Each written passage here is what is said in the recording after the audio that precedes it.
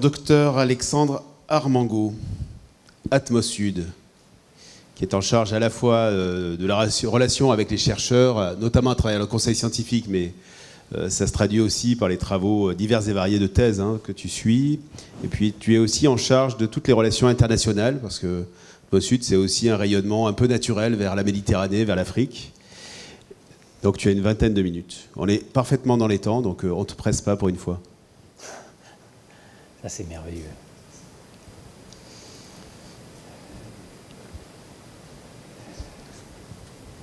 Alors, on me souffle qu'il ne fallait pas te dire que tu avais du temps.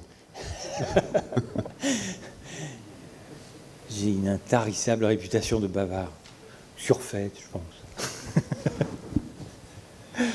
Alors, comment j'active le diaporama? F5. On a dit, hein, c'est magique, cette touche. Ah, oups. Voilà. Ok. Merci encore. Donc, là, l'idée de mon intervention, c'est effectivement vous faire une espèce de revue de la donnée de qualité de l'air et effectivement les différentes demandes auxquelles on est confronté récemment, justement, sur comment on va donner la meilleure donnée de qualité de l'air possible pour travailler en lien avec la santé. Alors, Atmosud, rapidement, à 50 ans, et bon, bien sûr, on mesure la qualité de l'air, on est observatoire de la région sud, et nos compétences sont autour, effectivement, de la mesure.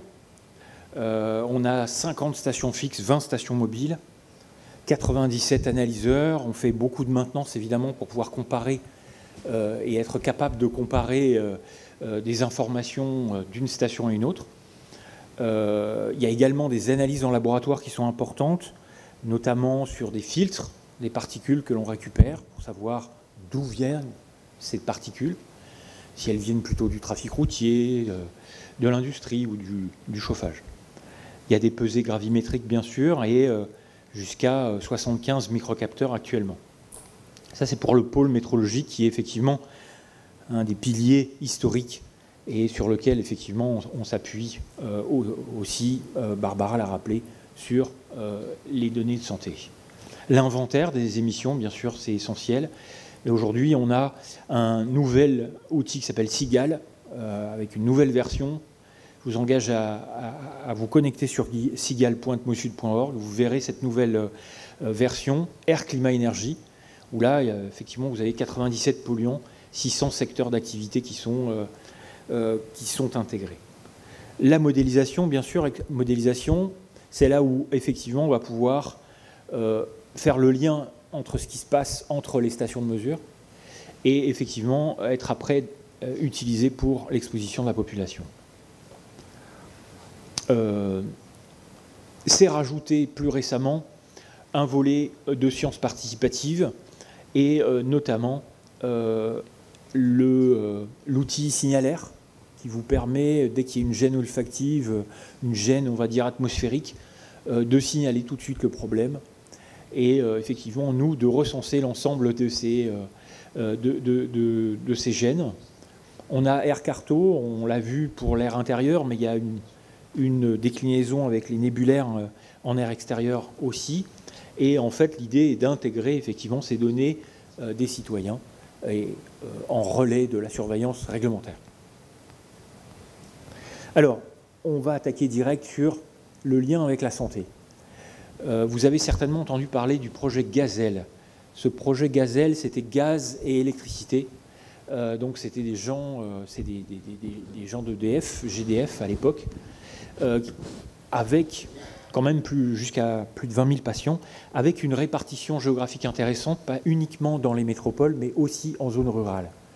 Et donc, du coup, on a travaillé avec l'INVS, et vous avez la publication du professeur Ben Tayeb là-dessus, où on a essayé de reconstituer, on a reconstitué depuis 1989 à 2008 la qualité de l'air pour 6 polluants, qui étaient le NO2, les PM2,5, l'ozone, le benzène, c'est 6H6, PM10 et le dioxyde de soufre. Et on a regardé l'évolution de ces polluants dans le temps. Et ce qui est important, c'est qu'on était à l'échelle communale à l'époque. On ne pouvait pas faire mieux. Et encore, c'était une innovation à l'époque. Cette échelle communale, en fait, a été reprise après, notamment avec les travaux de Mathilde Pascal, INVS, ANSES et Santé publique France, sur justement le gain en santé, avec plusieurs scénarios d'amélioration de la qualité de l'air, avec cette carte que vous avez certainement vue, le gain d'espérance de vie en fonction de l'endroit où on était placé par rapport à une situation où il n'y aurait pas eu de cette pollution particulière. Donc on voit qu'effectivement, là, sur une année typique 2007-2008, on a les métropoles qui ressortent, la région nord-est et le couloir rhodanien, notamment. Avec, en association sur le gain en espérance de vie, effectivement, avec des gens qui sont sur le plateau du Larzac, effectivement, une meilleure espérance de vie que si on est dans la métropole niçoise, en plein centre-ville. Voilà. Ou à Marseille. Hein. Voilà, donc ça, rien de surprenant, mais c'est intéressant de pouvoir faire le lien, à partir du moment où on était sur une échelle communale, entre ces deux approches, et de voir, nous, comment ces données avaient été utilisées par l'ANSES, par Santé publique France. Plus récemment, 2 volets sur l'étude Scénarii. On nous a demandé effectivement d'étudier jusqu'à 39 polluants et de regarder ce qui se passait autour de la zone de l'étang de Berre, qui effectivement est minimum stratégique. On est allé jusqu'au calcul d'un cumul de RI, c'est-à-dire les excès de risque individuel. Et là, pareil, l'importance de la résolution, là on est à 25 mètres de résolution, a permis effectivement de faire ressortir des gradients effectivement sur cet excès de risque individuel. L'étude Equiterra, je l'ai remis là parce que c'est une étude avec le HESP, avec Lyon, Lille, Paris et Marseille. Et on nous a demandé, effectivement, à l'époque, de reconstituer à l'iris les concentrations de NO2 et de PM10 sur 10 ans. L'étude était de faire le lien entre la pauvreté, effectivement, et la qualité de l'air. Est-ce qu'on a été confronté, du coup, à des questions de savoir comment on reconstitue l'iris, en fait. Est-ce qu'on prend le maximum de la pollution dans la zone en question, hein, ça c'est Marseille. Vous voyez ce découpage en iris. Est-ce qu'on prend le maximum? Est-ce qu'on prend le barycentre? Est-ce qu'on prend...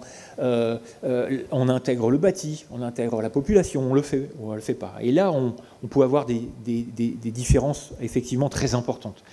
Et j'ai beaucoup aimé la présentation de Thomas Jaubert juste avant, parce qu'en fait, quand on a discuté ensemble, eh bien, il dit moi j'ai une approche qui n'est pas individuelle. Or, récemment, depuis 2020, on nous a beaucoup posé de questions. On dit on veut des informations à l'individu, on monte des cohortes. On l'a vu avec le travail de Barbara, on l'a vu avec, effectivement, on le verra encore avec le travail de Laurent Papazian et de Laetitia Gutmann. On est sur des cohortes et on essaye de nous demander, effectivement, quelle est l'information à l'individu. Or, Thomas Jaubert arrive et qui dit moi j'ai une autre méthode, et c'est une méthode à l'iris et ça marche plutôt pas mal, etc. Et on a vraiment besoin de vos données à l'iris. Donc on a commencé à discuter au café dès ce matin, et effectivement, nous on a déjà vécu cette chose-là, effectivement, et on sait que pour certains polluants, effectivement, notamment le NO2, les gradients de concentration à l'intérieur d'une ville sont très importants. Effectivement, on le voit ici. Parce que sur Marseille, là, on voit effectivement que quand on tombe à l'échelle de la rue, eh bien, effectivement, les bâtiments qui peuvent être intersectés, qui peuvent être comptabilisés, dans lesquels on a de la population, effectivement, les bâtiments en violet sont ceux qui dépassent les seuils réglementaires, là, par exemple 40 microgrammes en moyenne annuelle. Et donc, effectivement, tout cela, avec l'étude Escape auquel on a participé, c'est une énorme étude avec 30 cohortes qui ont été étudiées. Alors, on a tous mesuré et cartographié la pollution de la même façon. Et bon, nous, ça nous a permis de nous dire où Marseille se situait dans les 36 villes. Mais on a bien vu ce ratio entre la rue et le fond urbain, qui pouvait être jusqu'à 3. Et une des conclusions de l'étude Escape à l'époque, c'était de dire attention, hein, si vous ne prenez pas en compte l'échelle de la rue, eh bien, sur certains polluants, vous pouvez avoir des problèmes dans le croisement épidémiologique. Alors, c'est l'étude de Cyrus, hein, vous l'avez là, Atmospheric Environment. Alors, effectivement, nous, depuis, on a eu la volonté de, effectivement, s'améliorer. Et donc là, aujourd'hui, effectivement, on est à 25 mètres de résolution, alors pas pour tous les polluants, mais au moins pour 4. Et c'est le modèle Azure. Et donc, on a effectivement pris en compte l'information qu'on avait au niveau régional avec l'outil Chimère, hein, qui est l'outil effectivement qui tient compte de la chimie atmosphérique, et c'est l'outil communautaire français aujourd'hui, qui continue de s'améliorer d'année en année. Et puis notre prise en compte effectivement de la variabilité à la fois spatiale et à la fois temporelle. Et un exemple ici sur la ville de Nice, après, où effectivement on voit ces gradients, là je vous ai mis le dioxyde d'azote, où on voit ces gradients qui sont très importants. On voit aussi les vallées, hein, parce qu'il y a de réelles vallées à l'intérieur de la ville de Nice. Ça, c'est quand même une particularité incroyable, avec un relief et des sources de pollution incroyables, avec un aéroport qui est dans la ville, un port effectivement extrêmement enclavé dans le centre-ville. Et effectivement, là, on s'est dit, bon, ben nous, on a la possibilité maintenant d'être à 25 mètres de résolution pour le NO2, l'ozone, les PM10 et les PM2,5. Alors, non seulement on a augmenté la résolution spatiale, mais on a aussi travaillé sur l'échelle temporelle, puisque maintenant on est à l'horaire. Je vais vous en dire 2 mots après. Donc, en fait, depuis 2018, on stocke à 25 mètres de résolution le maximum horaire journalier, le maximum horaire en ozone, la moyenne journalière PM10, moyenne journalière PM2,5. Et en fait, cette donnée ici, là, eh bien c'est cette donnée qu'on a communiquée à plusieurs, effectivement, laboratoires de recherche là-dessus. Donc l'immunité, hein, Barbara en a parlé, l'arrêt cardiaque, Pierre Gibelin en a parlé.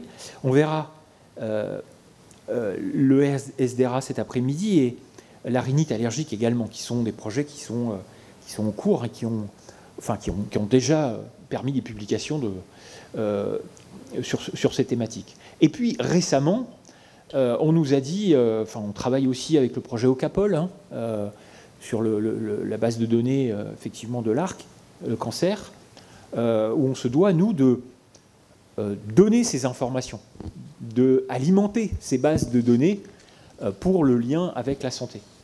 On nous a dit, oui, on aimerait travailler avec ces données-là pour le diabète, la santé mentale, l'AVC, et la rhumatologie, on va en parler avec le professeur Christian Roux cet après-midi, où on a déjà travaillé sur justement ces questions de qu'est-ce qu'on met dans le questionnaire, parce que là on est à l'individu, on est en amont pour la constitution de la cohorte.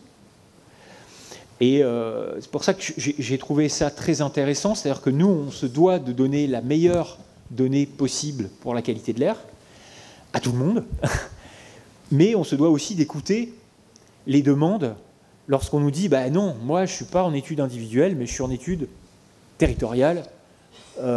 Et là, c'est pour ça que j'ai trouvé très intéressant le contrebalancement avec Thomas Joubert juste avant. Et donc on va travailler effectivement avec son étudiante en thèse pour vous fournir la meilleure donnée possible pour que vous puissiez faire les études que vous voulez, évidemment sur Nice. Un point important aussi, c'est l'indice ATMO. Vous avez certainement entendu parler de l'indice ATMO, qui est l'indice européen, hein, et qui est basé, pareil, sur ces paramètres, mais qui prend, donc on fabrique les sous-indices ozone, NO2, PM2,5, PM10, et après on prend le max dans la journée de ces sous-indices. Okay. Traditionnel, voilà. le problème de ce sous-indice, c'est que à 95%, en fait, sur la période de janvier à octobre, là, eh bien, en fait, c'est l'ozone qui donne cet indice. Donc, en fait, si on garde cet indice-là, enfin, il est disponible, hein, tout simplement, sur le site d'Atmosud. C'est obligatoire, hein, et on le relaye tous les jours. On relaye non seulement cet indice Atmo, mais on relaye aussi un autre indice qui, lui, prend en compte le cumul de ces polluants. Parce que ce qui nous intéresse, et on vous interpelle aujourd'hui sur ce point-là, c'est qu'on aimerait effectivement que les acteurs de santé puissent eh bien, nous accompagner sur un travail qui serait sur le cumul de ces polluants, l'effet cocktail de ces polluants. Parce qu'on ne respire pas juste du NO2, ou juste de l'ozone, ou juste des particules, mais bien un mélange de gaz et de particules. Donc, effectivement, là, on propose, et il est diffusé sur le site web d'Atmosud, IKRH. Et IKRH, vous allez voir, donc c'est effectivement le cumul de ces sous-indices ozone, NO2 et de particules. L'avantage de ce nouvel indicateur, c'est qu'effectivement, quand on résume un peu ce qui se passe en ville, eh bien, la population en ville est majoritairement soumise à des concentrations plus importantes d'oxyde d'azote par rapport au milieu rural, hein, qui est plus éloigné des centres-villes. Traditionnellement, lorsqu'on est à 200 mètres d'un axe routier, on va retomber assez rapidement, vous l'avez vu dans les cartes précédentes, sur un niveau de fond. Les gradients sont très importants sur l'oxyde d'azote. Après, effectivement, on a quand même plus de particules en milieu urbain, on l'a vu précédemment, et l'ozone, par contre, effectivement, ça va être l'inverse. Donc, ce qui est très important ici, c'est aussi que cette IKRH, eh bien, on donne une information sur toutes les heures, sur, comment dirais-je, sur la journée. Et on voit bien, par exemple, ici, sur Nice, qu'effectivement, on va avoir le pic, effectivement, du matin, ou le pic d'ozone. On va avoir à la fois des particules, des NOx, qui vont être relayés et qui vont être à la disposition du citoyen. Je vous fais une illustration sur un cas hivernal. On voit bien qu'on est quand même à 25 mètres, hein, et on voit effectivement, entre le matin, avec des particules plus importantes, et effectivement l'après-midi, on va avoir tout au long de la journée, en fait, un cumul et une exposition qui va être complètement différente. Donc, on aimerait aussi que vous puissiez prendre en compte cette information horaire, en fait, que nous avons aussi, quoi, et qui, pour l'instant, n'a pas été utilisée. Hein, on a commencé avec des moyennes annuelles, hein, aux stations. C'est comme ça qu'on a commencé il y a 20 ans. On nous disait « Ah là là, il vous faut absolument la moyenne annuelle de tous ces polluants dans vos stations de mesure ». Et là-dessus, effectivement, des modèles de mortalité, morbidité ont été développés. Mais c'était la moyenne annuelle. Vous voyez où on en est là? Bon, voilà. Alors, maintenant, vous avez, avec ce simple QR code, vous avez accès à cette chose-là. Et nous, ce qu'on aimerait, effectivement, c'est vous poser la question, hein, c'est une question ouverte, évidemment, et on aimerait développer des collaborations avec vous sur quel serait l'impact de l'effet cumulatif de la pollution sur la santé. Alors maintenant, je vais vous parler d'autre chose. Là, on a parlé de polluants. Ah, pardon, je remets F5. Tac. Ah oui, pardon. Je ne sais pas ce qui s'est passé, il y a une petite... voilà. Voilà. Je reviens là où je voulais. On a parlé de polluants réglementaires, d'accord?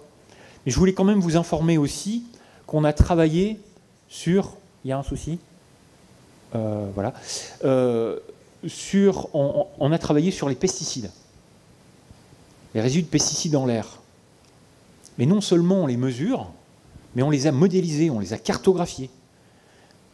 Ça existe, ça a été fait à l'échelle de la France et en région PACA.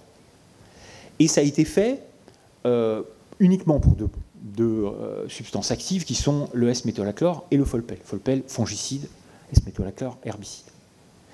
Mais ça arrive, je veux dire. Hein? Un autre exemple, on a l'ambroisie sur le site web actuellement. On a des cartographies d'ambroisie sur le site web. Là, pareil, le risque allergique, l'exposition, on n'est pas uniquement sur des stations de mesure, mais on a aussi mis en place le risque allergique d'exposition au pollen d'ambroisie. Dans la nouvelle version de Chimère de demain, il y a 6 pollens qui sont intégrés. Ça arrive. Aujourd'hui, on a aussi cartographié le nombre de particules. Là, le projet Skipper nous montre une cartographie sur Marseille du nombre de particules, avec des observations, bien sûr, et des modélisations.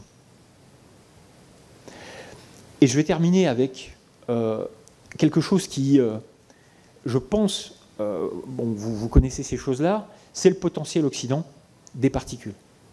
Et aujourd'hui, on a un projet qui s'appelle Shipper, où effectivement, on récupère les filtres à particules chaque jour, et sur ces filtres, on va non seulement travailler sur l'origine des particules, mais en plus, on va estimer le potentiel oxydant de ces dites particules.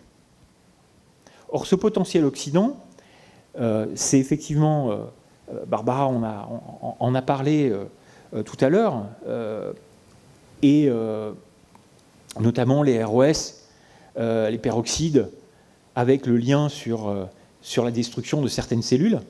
Et là, on est vraiment là-dedans. C'est-à-dire que non seulement les particules, on les absorbe, le nombre est très important, et en plus, c'est ce stress oxydatif, en fait, que l'on va rechercher à travers ces manipulations, soit sur filtre, soit en modélisation. D'accord ? Merci à Gaël Youzou qui m'a passé cette slide. Et je voulais vous montrer quand même quelque chose qui était très intéressant, puisque la semaine dernière, j'étais au workshop Chimère, et j'étais bluffé par ça. Et effectivement, je ne m'attendais pas à ça. Et là, c'est une slide de Mathieu Vida, qui travaille avec les chercheurs du LISA, de l'IGU, de l'Université de Grenoble. Là, vous avez à peu près beaucoup de gens très célèbres en chimie atmosphérique. Et aujourd'hui, vous avez la cartographie du potentiel d'oxydation en France. Ça existe, ça arrive. Certes, c'est à 9 km sur notre région, vous le voyez là, mais ils sont capables aussi de modéliser le potentiel oxydant des particules par secteur d'activité. C'est-à-dire sur les filtres qu'on récupère à Marseille, eh bien, on sait aujourd'hui que les particules, elles viennent à 30% du trafic routier, 30% du résidentiel, du chauffage, du brûlage bois, etc. Et en fait, à l'intérieur, ce qu'on veut, c'est associer à chaque secteur d'activité de ces particules un potentiel oxydant de ces particules. Toutes ces choses-là, ça arrive, mais si les acteurs de la santé ne les approprient pas, ben, j'ai envie de dire, c'est un coup dans l'eau, quoi, un coup d'épée dans l'eau. Donc en fait, aujourd'hui, pour pouvoir aller plus loin là-dedans, et pour pouvoir...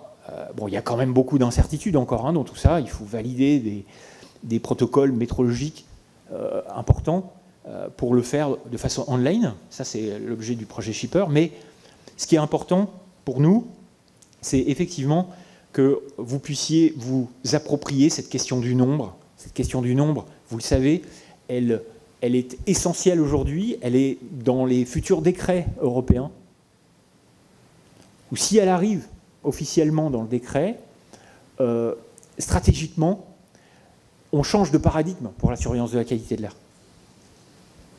Aujourd'hui, les particules qui sortent d'un pot d'échappement, c'est 100 nanos. Celles qui sortent d'une cheminée de bateau, c'est 40 nanomètres. C'est des particules extrêmement fines. Atmosud a déjà, j'ai envie de dire, un tout petit peu anticipé ça, puisqu'on est un des observatoires qui a le plus d'analyseurs de particules ultra fines. Et on est je veux dire, aux aguets sur tout ce qui est capable de cartographier ce nombre de particules. Ça voudra dire aussi que dans les inventaires, il faut qu'on fasse un effort. En métrologie, il faut qu'on fasse un effort. Et bien sûr, on ne pourra pas le faire si les acteurs de la santé ne prennent pas cet indicateur nombre de particules en considération aussi. Voilà, donc voilà, on a des polluants réglementaires. L'info importante, on est à 25 mètres maintenant, il faut utiliser cette info. Il y a aussi, on travaille en qualité de l'air intérieur, hein, avec on met des analyseurs dans les salles d'attente des patients. On en a parlé un peu avec Gilles Bogart tout à l'heure. On a des cartographies aussi de polluants qui sont non réglementaires. On travaille à l'horaire, maintenant, avec un indice cumulatif. Et donc demain, effectivement, il y a de nouveaux pollens qui arrivent. Et effectivement, voilà. L'impact pour nous du nombre nous semble vraiment très important, puisque ce sont ces particules ultra fines qui arrivent profondément dans les alvéoles pulmonaires. Et cet échange sanguin qui fait qu'après, effectivement, les liens de corrélation arrivent un peu partout. Barbara en a bien parlé, bien mieux que moi, sur ces questions-là. Mais nous, on se doit de préparer la surveillance de demain. Voilà. Je vous remercie de votre attention.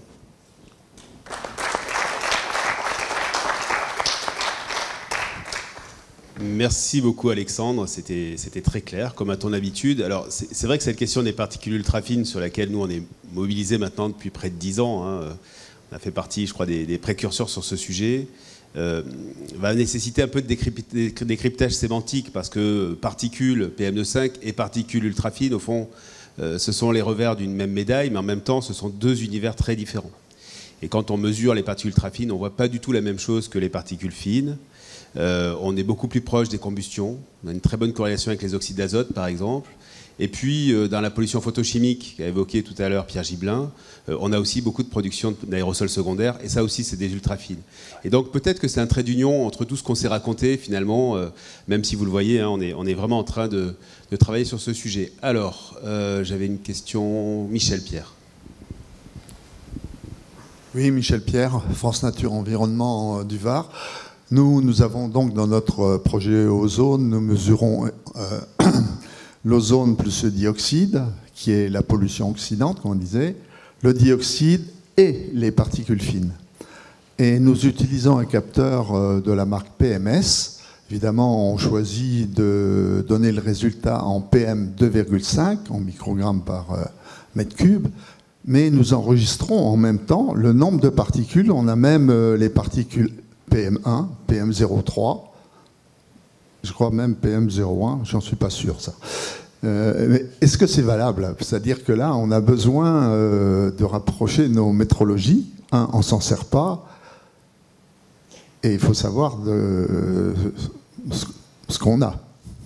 Alors le nombre, est-ce qu'on finalement, quand on parle du nombre, on peut commencer à 0,3? C'est ça la question au fond. Et voilà.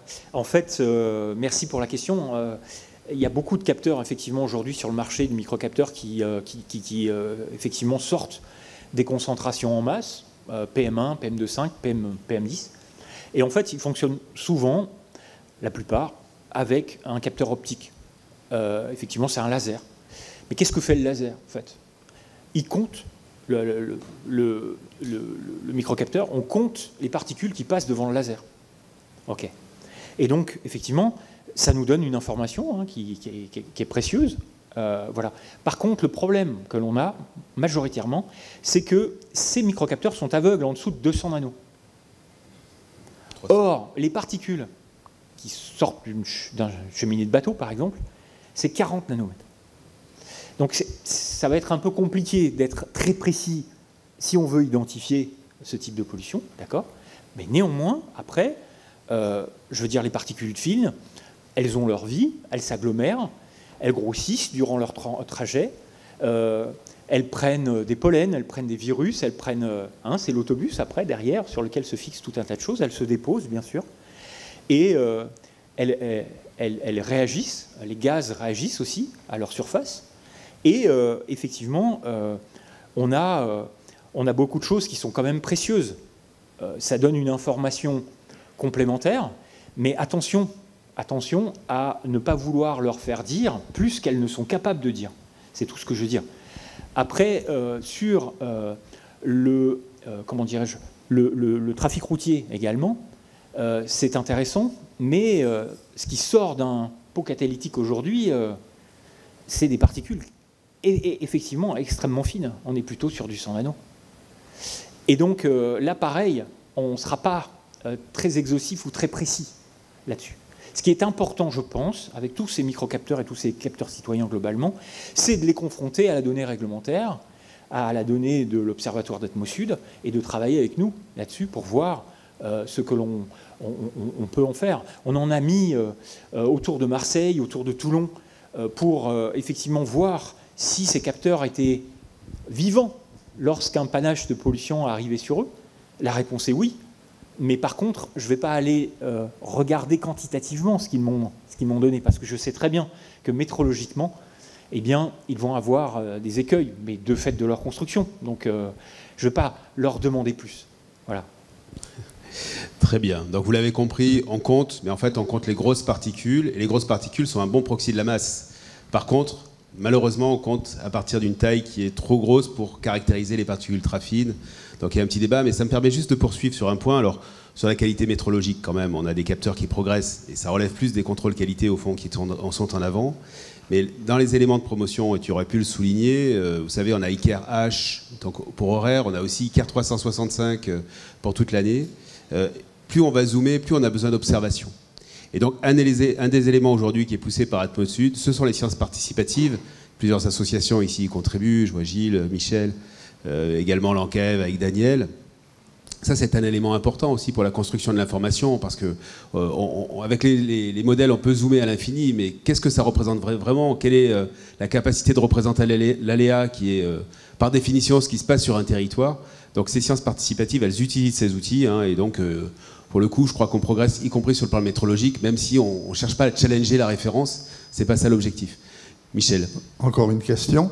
Quelle est l'influence des pots catalytiques? Entre un pot catalytique et un échappement sans, évidemment, on diminue le dioxyde d'azote, mais qu'en est-il des particules, notamment sur leur diamètre? Alors, quand on regarde, je vous renvoie à un article que vous trouvez sur Atmosud. Vous faites Atmosud 22 mai, et vous verrez, effectivement, on a comparé, par exemple, la pollution maritime, les panaches qui sortent effectivement des cheminées, qui n'ont pas de pot catalytique, d'accord, qui est une combustion, voilà, avec ces particules à 40 nanos. Et puis, c'est des émissions qui sortent du pot d'échappement des voitures, où là, on est à des normes Euro 6 aujourd'hui, hein, où il y a eu des efforts considérables qui ont été faits, où toutes les voitures aujourd'hui sont équipées d'un pot catalytique. Et là, on a effectivement une diminution importante, effectivement, sur un grand nombre de gaz, y compris sur les particules fines. Voilà. En masse et en nombre également. Maintenant, sur les particules ultra fines, à 40 nanos, voilà. Après, il y a les limites, effectivement, toujours possibles de la solution. Oui, les réglementations à l'émission, maintenant, elles sont sur les ultra-fines, donc sur le nombre. Et on a eu un paradoxe qui a duré un tout petit peu de temps, parce que maintenant, il y a des filtres sur les véhicules essence qu'on n'avait pas avant. Donc, c'est pas le pot catalytique, c'est le système de filtration, en fait, qui est dans le véhicule. Parce qu'avec l'injection directe sur les véhicules essence, en fait, paradoxalement, on avait plus de particules ultra-fines que les diesels. C'est un petit Larsen. Et donc, bon, si on regarde un peu la nature de ces particules, on sait que c'est des choses un peu différentes. Mais voilà, donc on a bien ce débat. Alors, Pierre Gibelin. Je sais pas, ça marche? Oui. Ça fonctionne. Moi, la question était la suivante. C'est que quand on fait une étude médicale, les médecins font une étude épidémiologique, ce sont donc, vous parlez des particules 10, 2,5, il faut bien préciser que ce sont des particules inférieures à 10 micromètres, inférieures à 2,5 micromètres, d'accord, la plupart des études. Alors si on fait par exemple le lien qui est très net, qui a été étudié plusieurs fois et qui est incontestable entre la pollution avec les particules inférieures à 2,5 et l'infarctus par exemple, qu'est-ce qu'on ne peut pas savoir si c'est la particule de 2,5, de 2, de 1, les nanoparticules ou celle de 1. Et non, il faut bien préciser, ça veut dire c'est inférieur à 2,5. C'est-à-dire qu'on a tout le reste dessous.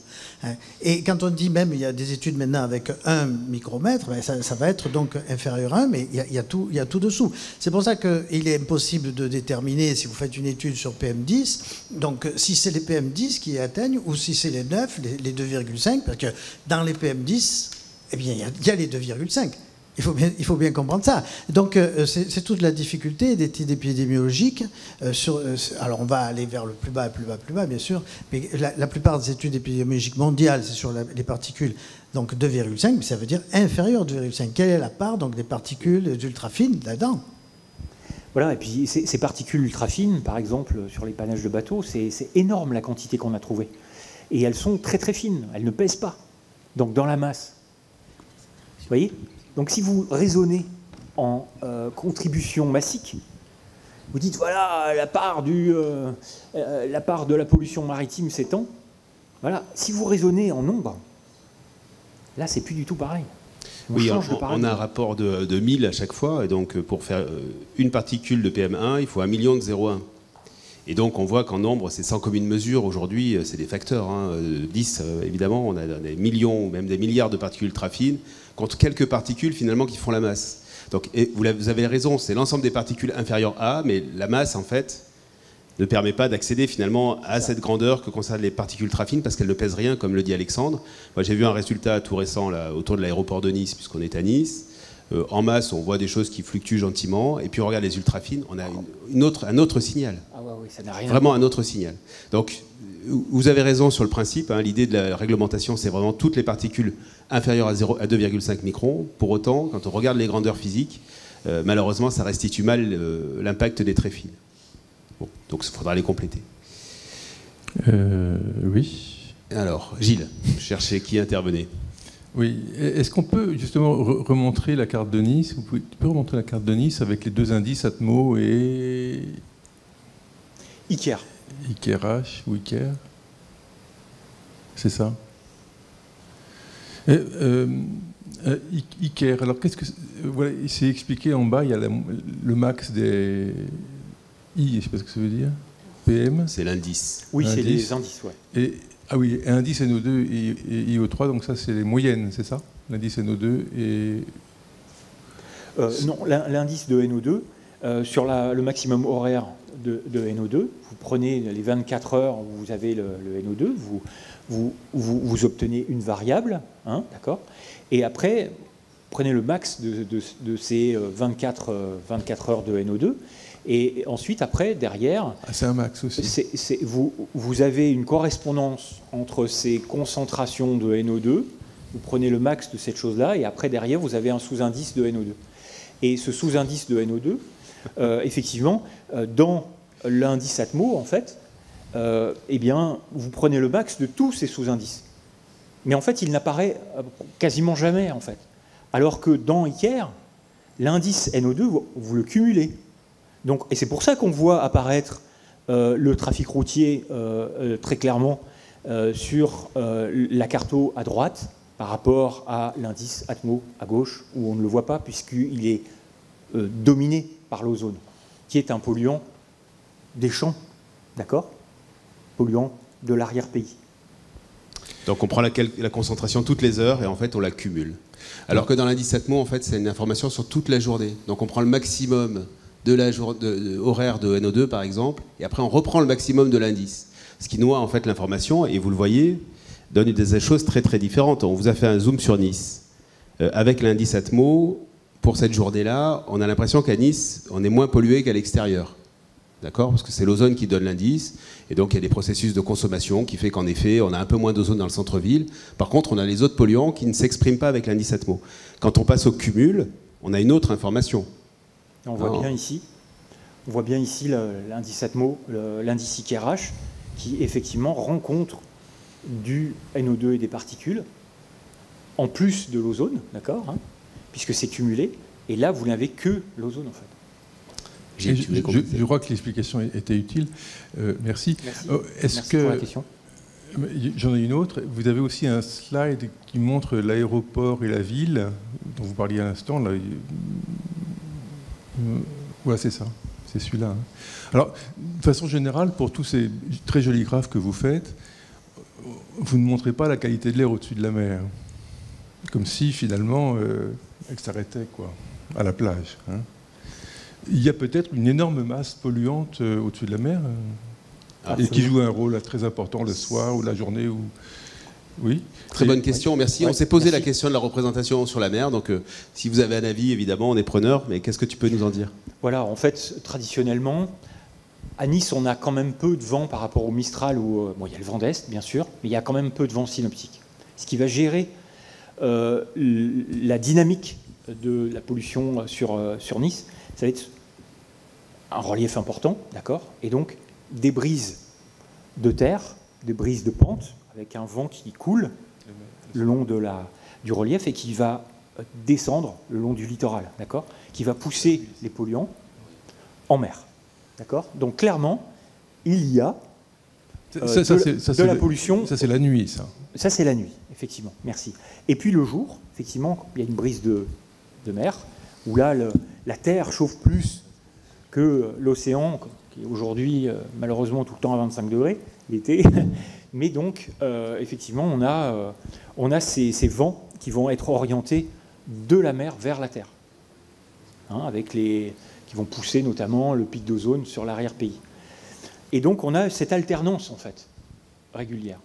Il y a ça, puis il y a un autre phénomène, que peut-être vous connaissez moins, qui est que l'été, en fait, en Méditerranée occidentale, on a une circulation verticale avec de la pollution de Barcelone, de toutes les villes de l'Espagne, et on a effectivement une cellule circulaire atmosphérique qui se forme avec une zone de subsidence qui est sur le triangle Gênes-Nice-Saint-Florent, on va dire. Hein. Cette zone-là subit régulièrement des zones de subsidence d'ozone. Et effectivement, on a pu le confirmer avec le projet Charmex, notamment, où on a regardé effectivement la pollution, cette fois-ci, de fond, en dehors des zones urbaines. Et donc là, effectivement, il y a cette zone de subsidence en plus qui est présente l'été. Voilà. Ça, c'est de la très grande échelle. Quand tu parles de subsidence, c'est une subsidence stratosphérique? Non, trop haut. Effectivement, donc c'est de la couche intermédiaire qui est réalimentée. Voilà. D'accord. Voilà. Alors, ça vient s'additionner, attention, à la pollution d'ozone qu'on fabrique dans la couche limite, hein, là où on vit, anthropique. Hein, donc, effectivement, en mer, on a constaté des niveaux d'ozone, merci pour la question, qui sont non négligeables en été, en pleine mer. Mais ça milite sur... Voilà, il faut qu'on y réfléchisse sur la façon de représenter ce qui se passe en mer. Et en effet, il y a quand même des gens, et peut-être que ça serait aussi pédagogique hein, sur les phénomènes météo que tu viens d'évoquer. Je ne vois pas de nouvelles questions. Si, j'avais encore une remarque. Alors attendez, qui a le micro? C'est moi. Ah, tu as toujours le micro. D'accord. Si vous me permettez, je vais parler de l'aéroport. C'est très bref. L'aéroport, tu viens de le mentionner, là, vous avez vu des choses en PM1. Mais là, on voit bien qu'il a... PM01. Hein, donc vraiment les PUF, quand on les compte, et on commence à 10 nanos maintenant. Parce que là, on voit qu'il n'a aucune influence. Il y a juste une pollution le long de l'axe. Ouais. Ça, c'est une pollution, c'est une cartographie annuelle que j'ai mis là. Et effectivement, il y a actuellement des choses à faire pour améliorer l'influence de l'aéroport et d'un point de vue cartographique. Là, ce qu'on a intégré, c'est à l'aide du modèle ADMS, en fait, un modèle gaussien, qui prend en compte les émissions de dioxyde d'azote sur les deux lignes au moment de l'atterrissage et du décollage. Voilà. Après, il nous manque toutes les émissions secondaires sur l'aéroport. Il y a beaucoup de choses à faire sur l'aéroport. On a d'ailleurs candidaté sur un projet de recherche H2020, justement là-dessus, pour travailler sur l'air, le bruit, sur l'aéroport et le port de Nice. Oui, on aura un webinaire sur cette question en octobre. Oui. Donc évidemment, pour Oui, tous les pardon. adhérents d'Atmosud, vous êtes C'est les 13 bienvenus. octobre, je crois. Ouais. Le 13, exactement. octobre. Et les données des particules très fines sont en ligne. Je vous invite à les regarder, ça vaut vraiment le détour. Alors j'avais 2 questions, Michel Pierre, et vous, monsieur, après. Encore une question. Au début de la semaine dernière, on a eu 3 ou 4 jours où l'ozone n'a pas baissé. C'est-à-dire, normalement, au cycle de l'ozone, il n'y a pas d'ozone le matin, il culmine dans l'après-midi, il passe à 0 le matin, ainsi de suite. Et il y a des périodes comme ça où il y a accumulation. Et c'est sûr que ça fait monter la moyenne. Hein. Oui, alors la semaine dernière, c'est une semaine pas évidente parce qu'effectivement, on a eu en plus un épisode de Dust. Je ne sais pas si vous avez noté ça, mais il y a eu un épisode de particules sahariennes. Si vous avez eu un orage après derrière, ou si vous avez eu le toit de la voiture complètement orange, c'était ça, clairement. Donc des niveaux de particules importants qui se sont surajoutés aux particules anthropiques produites, évidemment, en zone anthropique. Et en plus, on se retrouve avec comment dirais-je, un week-end où on est en pic d'ozone depuis, on a des niveaux d'ozone qui ont augmenté, qui n'ont pas arrêté en fait d'augmenter avec des précurseurs qui se sont accumulés. Et puis après, effectivement, des vents relativement faibles, c'est toujours la même recette, hein, des vents faibles, un rayonnement UV très important, donc qui va favoriser des réactions photochimiques, parce que l'ozone n'est pas directement produit par un pot d'échappement ou par une cheminée de bateau ou d'industrie, mais bien le fruit d'une recombinaison de 2 familles qui sont les composés organiques volatiles et les oxydes d'azote. Et là, effectivement, après, on récupère des niveaux d'ozone qui ont dépassé les seuils, là, samedi, dimanche, mais qui n'ont pas arrêté, effectivement, d'augmenter régulièrement, et même la nuit, ouais, avec une titration la nuit qui est moins importante, effectivement. Bien, merci Alexandre. On va prendre les 2 dernières interventions. Je dis ça parce qu'on a monsieur, et je crois que Pierre-Charles voulait dire quelque chose sur l'indice Atmo, et on s'arrêtera parce que après on a le point presse, et vous avez le loisir d'aller déjeuner pour ceux qui sont en présentiel. Monsieur. Oui, Alain Château de la Métropole Disque d'Azur. Je suis rattaché à la vice-présidence enseignement supérieur, formation, recherche. Ma question concerne le volet métrologique. Comme vous l'avez présenté au début, vous avez un certain nombre de capteurs, donc, que je comprends être capteurs terrestres.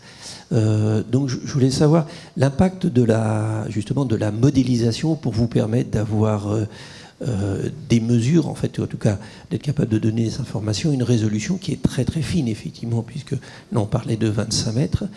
Et dans le deuxième peut-être niveau de ma question, c'est est-ce que vous utilisez des données autres d'organismes externes, et en particulier des données spatiales ou je dirais aériennes, qui permettraient effectivement d'avoir à ce moment-là une vision globale, et donc qui est une autre forme effectivement de source de mesure, donc directe et non pas, j'allais dire, extrapolée ou simulée.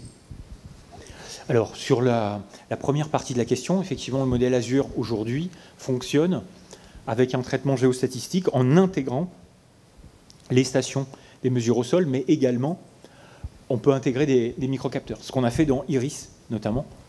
Iris nous a particulièrement aidé pour arriver au système opérationnel et à la page d'accueil que vous avez. D'ailleurs, vous verrez, je dis ça parce que Alain Château qui pose la question est la personne qui a écrit le projet Iris. J'allais traduire Iris, mais alors pour vous, M. Château, ça ne change rien, mais voilà. Pour les autres, donc c'est un projet européen dans lequel nous étions partenaires sur cette métropole. Ouais. Un projet H2020 dont la ville de Nice, effectivement, était une des villes pilotes dans le projet Iris avec la ville d'Utrecht et la ville de Göteborg. Et après, il y avait d'autres villes, effectivement, partenaires, sur lesquelles on a essayé de transposer en fait, les développements qui ont été faits, soit sur l'énergie, soit effectivement sur l'environnement, le tout avec des sciences participatives. Pour faire très rapide, hein. C'était un très gros projet qui a duré 5 ans. Et donc, nous, en tout cas, là-dessus, on a pu tester, ça répond un petit peu à la question d'Alain, c'est effectivement, on a pu tester qu'est-ce qui se passait lorsqu'on avait des microcapteurs, et si on les intégrait, comment on les intégrait, et de quelle manière, et quel était leur rapport. Et on voit quand même que, globalement, ce que disait Dominique tout à l'heure, on peut raffiner une information de façon importante, notamment sur des axes routiers, la conforter, ou bien sur des zones où on a peu de connaissances. Alexandre, sur la donnée aérienne, rapidement, les satellites ou des choses comme ça? Sur la donnée aérienne, le projet Skipper a permis de regarder pas mal de choses sur la donnée satellite.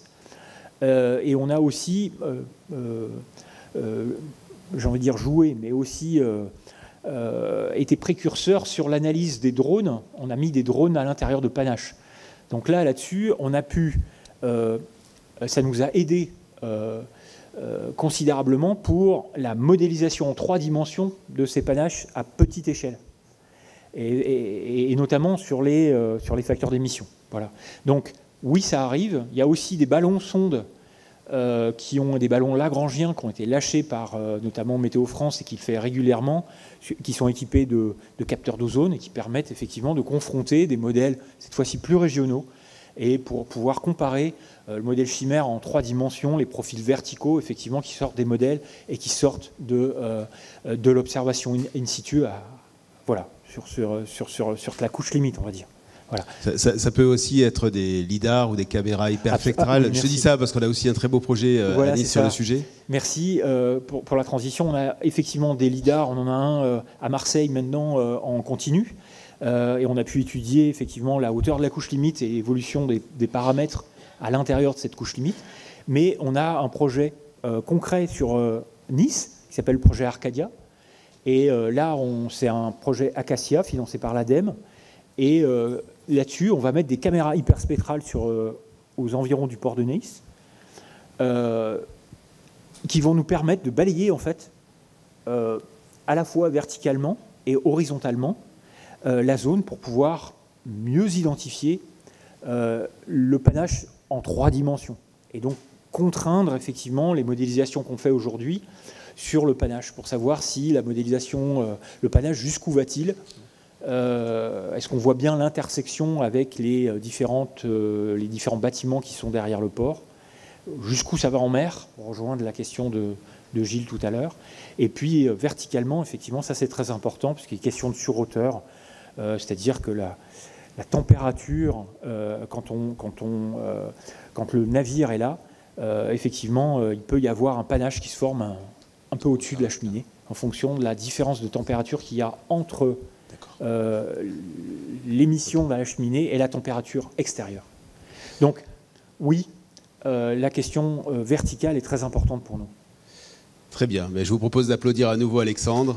Merci.